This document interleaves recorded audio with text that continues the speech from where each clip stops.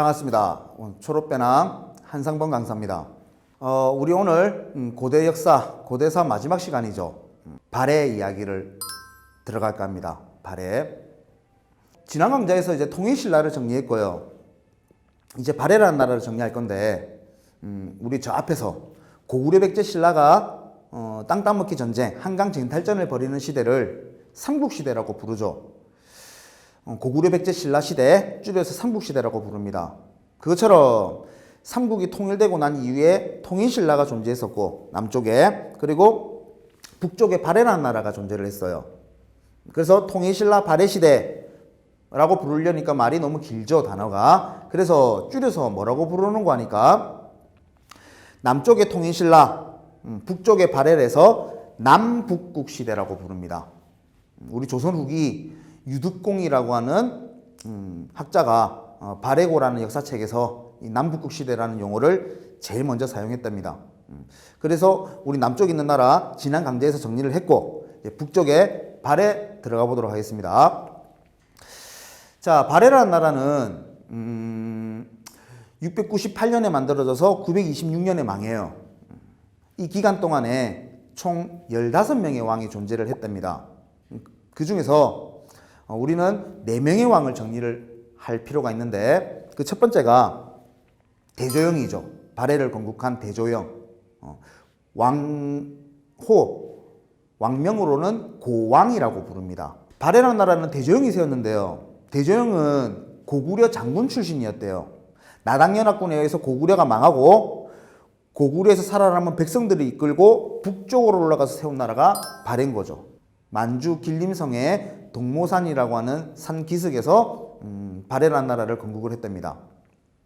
고구려 장군 출신이 나라를 세웠어요. 발해는요, 기본적으로 고구려를 이어가고자 하는 생각이 강했다는 겁니다. 그것을 이제 우리는 고구려 계승의식이 강했다, 이렇게 표현을 하죠. 고구려 계승의식이 강했다는 걸 어떻게 아냐 했을 때, 당연히 대조영이 고구려 장군 출신이니까 고구려를 이어가고자 했겠지 할 수도 있고요. 아주 중요한 특징이 하나 있어요. 고구려 계승의식을 가장 잘 보여주는 대표적인 예가요, 뭐 여러 가지 발해의 문화들이 고구려 문화를 그대로 이어갔다는 것도 있지만, 뭐 온돌이라든지 기와장이라든지, 그런데 가장 대표적인 거는요, 외교 문서입니다. 외교 문서에서 발해라는 나라가 고구려를 계승하려는 의식이 강했다는 것을 잘 알 수 있게 해주는데, 발해라는 나라는요, 남쪽에 있는 일본하고 엄청 친하게 지냈습니다. 일본하고 주고받았던 외교 문서를 통해서 알 수 있는데, 제가 말씀드린 거에서 궁금해 하셔야 되는 게 2가지가 있습니다. 첫 번째, 발해는 왜 일본하고 친하게 지냈을까 이거죠. 두 번째, 외교 문서에 뭐라고 적혀져 있길래 고구려 계승 의식이 강했다라고 얘기하냐 이겁니다. 자, 첫 번째 보겠습니다. 발해는 고구려 유민들이 세운 나라예요. 고구려라는 나라가 남쪽에 있는 신라와 중국 당나라가 연합을 해서 고구려를 멸망시켰죠. 그럼 발해 입장에서 한번 생각해 보십시오. 중국 당나라와 신라는 원수입니다. 맞죠? 근데 발해 혼자서 이 두 나라를 상대하기가 쉽지가 않죠. 그래서 발해는 신라 밑에 우리 한반도 남쪽에 있는 일본하고 친하게 지내면서 신라를 견제하려고 했다는 겁니다. 신라를 견제할 목적으로 일본하고 친하게 지냈구나. 그러면 일본하고 우리 발해가 주고받았던 외교 문서에 뭐라고 적혀져 있었길래 고구려 계승 의식이 강하다라고 얘기하는 거 하니까, 외교 문서니까 국가 대 국가의 편지지 않습니까? 그러면 여러 가지 내용들을 쓰고 끝에 발해 왕 누구 뭐 이렇게 적어야 되겠죠. 그런데 거기다가 뭐라고 이제 표현을 하는 거니까 우리 발해 왕들이 고려국왕이라는 표현을 써요. 그것을 또 일본 입장에서는요, 인정을 합니다. 국가 대 국가가 주고받는 외교 문서에다가 고려국왕이라고 표현하는 것 자체가 대외적으로 표방하는 거죠. 우리 발해는 고구려를 계승한 나라라는 것을. 되시겠죠? 발해라는 나라는 고구려 계승 국가였구나라는 거 정리하시고요. 그 다음에 고왕, 대조영의 동생이 이제 2대 왕으로 즉위를 하게 되는데, 누군가 하니까 무왕입니다. 무왕. 왕 이름에서부터 뭔가 조금 기운이 막 느껴지고 잘 싸웠겠구나라는 느낌을 가지실 수가 있는데, 특징 하나만 정리하겠습니다. 무왕은요, 중국 당나라를 선제 공격해버려요. 장문휴라는 장군을 시켜서 당나라 산둥반도를 쳐버립니다. 그러면서 발해 무왕 때는요, 중국 당나라와 대립관계를 형성했다라는 게 가장 큰 특징이 될 겁니다. 발해 무왕 때는 8세기 초반, 발해 무왕 때는 당과 대립했구나. 당과 대립한 것뿐만 아니죠. 신라와도 대립을 했겠죠, 당연히. 그게 발해 무왕 때의 특징이 될 것이고, 세 번째 왕으로서 기억을 하셔야 되는 게 문왕입니다. 문왕. 이 문왕이라는 왕은요, 무왕과 달라요. 일단 우리나라 발해부터 튼실하게 만들자는 게 문왕의 생각입니다. 그래서 나라 체제를 다지기 위해서 중국 당나라의 선지문물을 받아들이기 시작해요.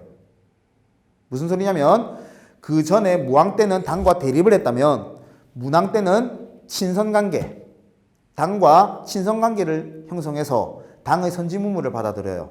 그리고 남쪽에 있는 신라 있죠. 신라와도 교류를 합니다.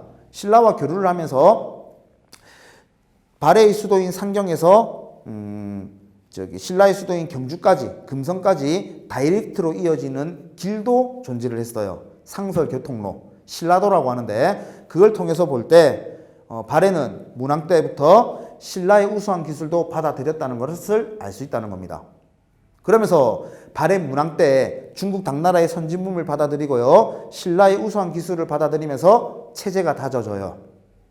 그러면서 10대 왕입니다.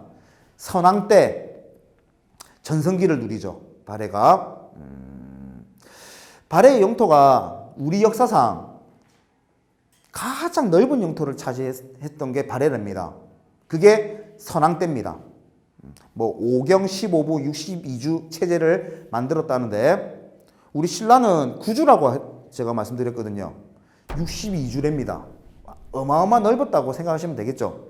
신라와 국경선을 맞닿을 정도로 엄청난 영토 확장을 하고, 연해주까지, 지금 소련이 아니죠. 러시아의 연해주까지 우리 발해 영토였답니다. 전성기를 누린 게 선왕 때구나. 그러면서 중국 당나라에서 우리 발해를 일컬어서 별명을 하나 지어주는데, 동쪽에서 가장 문물이 융성한 나라라는 뜻을 가진 해동성국이라는 별명을 지어주게 됐답니다. 그럼 우리 발해 선왕 때는요, 해동성국이라고 불릴 정도로 잘 나갔다, 전성기를 구가했다, 이렇게 정리하시면 되겠죠. 그렇게 잘 나가던 발해가요, 10세기 초반이 되면 여러 가지 설들이 있습니다. 일단 왕권이 무너지면서 내부 분열이 일어났고요. 그 틈을 타가지고 중국 북쪽에 있는 거란족이라는 오랑캐가 이제 우리 발해 쪽으로 쳐들어와서 발해를 멸망시켰다라고 얘기하죠. 926년에 거란족에 의해서 멸망을 하는 게 우리 발해입니다. 오늘 발해를 이렇게 한번 정리를 해봤는데, 발해 같은 경우는 고왕, 대조영 때 대조영이 동모산에서 건국을 했구나, 이걸 기억하시면 되고요. 발해는 어느 나라를 개성한 나라다? 고구려를 개성한 나라라는 거 기억을 하셔야 되겠죠.